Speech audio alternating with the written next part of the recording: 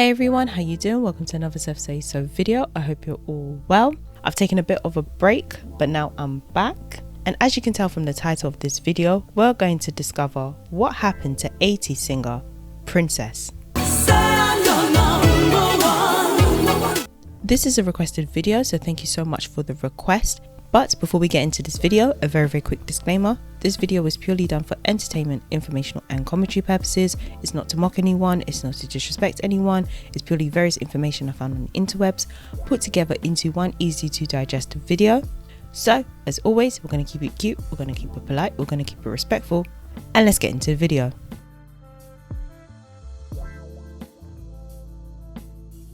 Desiree Carol Heslop, best known as Princess, was born on the 28th of November 1961, but Wikipedia states that she was born on the 27th of November in London, England, to Jamaican parents. Her father was a musician who lived in Germany for many years and had his own TV show. Your background is also England by way of Jamaica, is that the... By way of Jamaica, okay, that the roots? Okay. Yeah, my father's Jamaican, my mother is Jamaican. Okay. My father's been a musician all his life. Really? Okay. And his singing name is James Lloyd. He's been in Germany for many years, lived there for many years, actually speaks fluent German, sounds like a German now. Wow. And he actually even had his own TV show for a while in Germany, one of the first black artists. Really? Yeah, so music is definitely in the blood. According to her bio on the International Reggae Train LLC website, Princess's interest in music was encouraged by her Jamaican-born brother Don, who was visiting during his summer vacation from Germany, where he lived with their father. Princess says, "I was interested in pursuing the law as a career and began that journey. During my first year of college, I got my first opportunity to sing backing vocals on a punk rock track." Your first single was a punk one? The first single I ever worked on was a punk single, yeah. You remember the words? If Pigs Could Fly. Princess started her career in the late 70s singing in Afro-pop rock group Osibisa, according to an article on talkaboutpopmusic.com.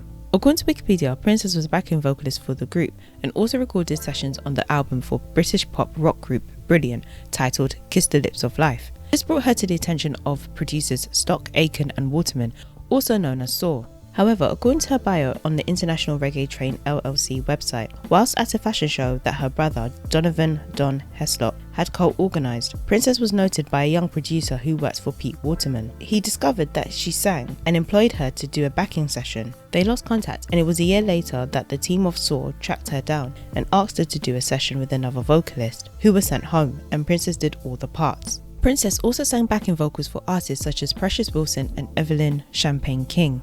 Then in 1985, Princess branched out and began her solo career, where she eventually signed to the PWL Hit Factory. According to talkaboutpopmusic.com, it was stated that Princess was signed to PWL Records, which is Pete Waterman's record label. However, according to Wikipedia, it is stated that Princess's songs were produced at the PWL Hit Factory, but she was not signed directly to PWL Records. Princess did sign a deal with Supreme Records though. Nevertheless, in May 1985, Princess, who was known by her first name Desiree at the time, collaborated with 501s and released the single Let the Night Take the Blame, which was released under Funfair Records. However, the single failed to chart.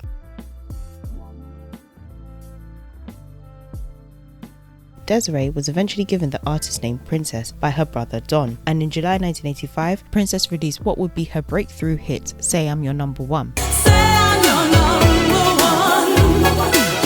which peaked at number 7 on the UK singles chart, spending a total of 12 weeks on the chart. The single did well internationally, peaking at number 2 in Germany and New Zealand, peaking at number 4 in Switzerland, number 6 in the Netherlands, number 11 in Ireland, number 12 in Belgium, number 28 on the Billboard Hot Black Singles chart, number 22 on the US Dance chart, and number 29 in Austria. Say I'm Your Number One sold over 2 million copies worldwide. According to Wikipedia, despite Stock, Aitken and Waterman's initial reservations about committing to a follow-up hit, an album was produced that spawned 5 charting singles. On episode 6 of the podcast A Journey Through Saw, hosted by Gavin Scott and Matthew Denby, it was revealed that Princess was hired by Saw to only record the demo to Say I'm Your Number One, and that the demo was going to be given to another artist on the label such as DC Lee and or Bucks Fizz. However, as Princess recorded the demo version, it became more and more obvious that the song was meant for her. Then, in November 1985, Princess released the single After the Love Has Gone,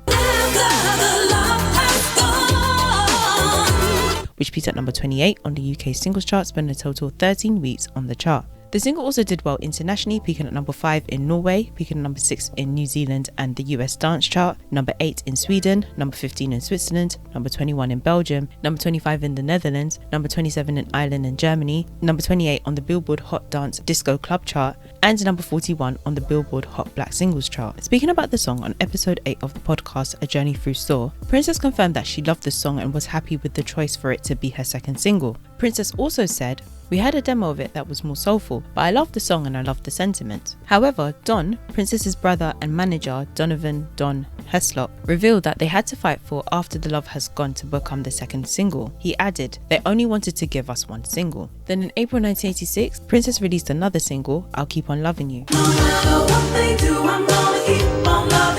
which peaked at number 16 on the UK singles chart, spending a total of 8 weeks on the chart. The single also did well internationally, peaking at number 11 in New Zealand, number 19 in Switzerland, number 25 in Germany, number 27 in Ireland, number 28 in Belgium, and number 41 in the Netherlands. Shortly after, Princess released her debut self-titled album, Princess, which peaked at number 15 on the UK albums chart, spending a total of 14 weeks on the chart. The album was certified silver in the UK by the BPI. The album also did well internationally, peaking at number 7 in New Zealand, number 11 in Norway, number 12 in Sweden, number 15 in Switzerland, number 32 in Germany, and number 53 in the Netherlands. According to Princess's bio on the International Reggae Train LLC website, the success of Princess's first single, Say I'm Your Number One, and her self-titled album led Stock, Aitken and Waterman out of an impending bankruptcy to become the most successful pop producers in the UK. In July 1986, Princess released another single, Tell Me Tomorrow,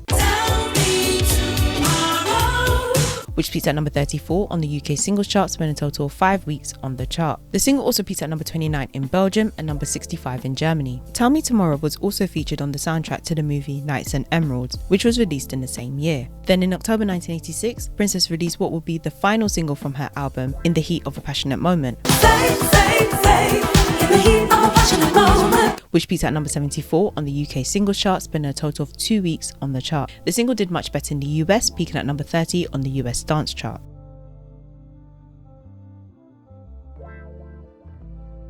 On episode 16 of the podcast, A Journey Through Saw, it was pointed out that the single, In the Heat of a Passionate Moment, did not have a music video, and the cover released in the UK was a black cover, with Princess's name and the title of the song, which seems to suggest that the label couldn't be asked to promote the single. However, the single cover released in Germany did have an image of Princess. Gavin and Matthew did record some ads for the single, but not much promo, and speculated that this may have been due to the declining relationship between Princess and her record label. According to Wikipedia, the relationship between Princess, her brother and manager Don, Saw, and their allied label Supreme Records began to decline following the underperformance of Tell Me Tomorrow. The fractured relationship accelerated due to Princess's disappointment with being excluded from having little to no input for her single In the Heat of a Passionate Moment. In an interview Princess did with the podcast A Journey Through Saw, she confirmed this. She also said that when she first heard the track, she loved it. However, suddenly the song took a different direction, and the remixes that followed after, Princess was not a fan of. She said, "The one that was called High Energy, for instance, it seemed to me somewhat soulless. It took away some of the warmth. So I wasn't a fan of so-called whatever it was, high energy. It wasn't my thing." On the same podcast, Don expressed that there were a lot of things which were happening behind the scenes. He said, "The environment in which we had helped to foster at the Vineyard was now being offered to others, and one was being treated like the country cousin that came to stay that didn't know how the facilities are supposed to work, which was extremely insulting to one's intelligence." On the same podcast, Gavin and Matthew speculated that the country cousin reference may be in relation to when another UK act, Mel and Kim, who were also signed to Saw, became what they described flavour of the month. Therefore, they were more of a priority to the label than Princess was. Don added, "So what was happening behind the scenes was that what was being offered to us as contracts, etc. was not in keeping with what had been achieved. So I make certain decisions. We had to make certain decisions. We weren't happy to go. We loved Pete. However, what was most important was to make sure that the artist felt that she was in a working environment that she enjoyed. More importantly, one that she could express herself and develop now as an artist, because someone within the team once said that she was just a voice." Princess subsequently left Saw, The Hit Factory and Supreme Records, and eventually signed with Polydor Records and recorded her second album in the US. Then in June 1987, Princess released her first single from her upcoming album, Red Hot, which peaked at number 58 on the UK singles chart, spending a total of 5 weeks on the chart. The single also peaked at number 30 on the US dance chart, number 34 in Belgium, and number 78 on the Billboard Hot Black Singles chart. Princess then released her second album, All for Love. However, the album sold hardly a few dozen copies anywhere. At the end of 1987, Princess released her second single from the album, I Cannot Carry On, which peaked at number 92 on the UK singles chart, spent a total of 1 week on the chart. In the same year, Princess released another single, Jamming With Your Love. However, the single failed to chart anywhere. On the podcast A Journey Through Soul, Princess and Don were asked why the songs Princess did while signed to Polydor Records were not big enough hits. Don said, "The story was being given that we walked away from Pete Waterman and we were ungrateful, and that's not really what occurred. More specifically, there were other people that got involved with ensuring that a rift occurred between Pete and ourselves. But what occurred, why these Polydor singles did not do as well, was that environment within the business that was in opposition to us, which ended up with us hearing that we were about to be blacklisted." In summary, Princess was being blacklisted by the British music industry due to the perception that she and Don had been ungrateful to Pete Waterman, The Hit Factory, and Supreme Records.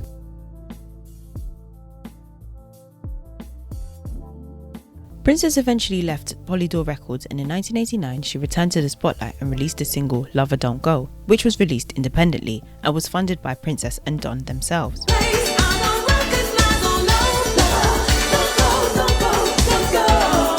However, the single failed to chart. On A Journey Through Soul podcast, Don explained that when Princess had parted ways with Polydor Records, there was a situation with Touchdown Records. Princess released the single Lover Don't Go. The single peaked at number 108 on the charts. Once it broke into the top 100, they, which I believe he means Touchdown Records, would have to give them full national radio as well as TV. He went on to say, "On the Tuesday, the track was 108 on the charts. But come Thursday, we see nothing. We later hear it was dropped to 365. Told us that they made an error with the barcode and gave ourselves to some other record. Killed a record. We remortgaged our house. We had spent the money on the video. We did everything we were about to recoup, and that was a descent into absolute poverty. We lost everything. Home, car, you name it." In the year 1990, Princess was set to release her third album, Say It. However, the album was never issued as Princess retired from the music scene and moved to the US following the death of her mother and the horrific murder of her brother, not Don, according to peoplepill.com. Princess later returned to being a backing vocalist and made an appearance on the Vanilla Ice album To the Extreme.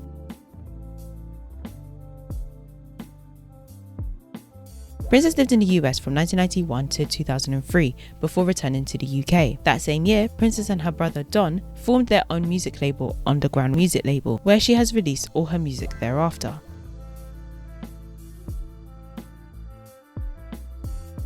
In 2004, Princess made a comeback and released her first single in 14 years, Ride, where she collaborated with rap ensemble EEDB. The music video for the single made reference to her retirement. She disappeared years ago and said she was never coming back.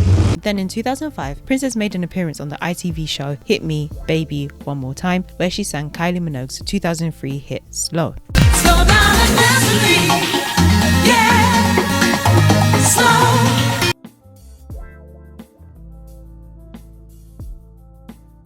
Princess released music in the years 2008 to 2013, including Sweet Money in 2008, which featured the tracks Money THE and The Sweetie He Is, One Away in 2010, and I'm Gonna Love Ya in 2013. Then in 2014, Princess released her third album after 27 years titled The Emergence, which featured the song I'm Gonna Love Ya. Also in 2014, Princess paid tribute to English broadcaster Tony Blackburn for his 50 years golden anniversary. Tony Blackburn is number one, and time has been good to you.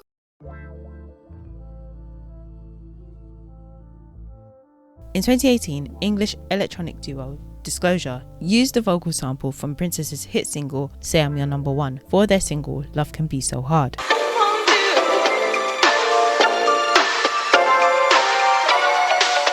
And in 2019, Princess released her EP The Passion Part 1 and released a music video for her single from the EP titled So Far From My Baby.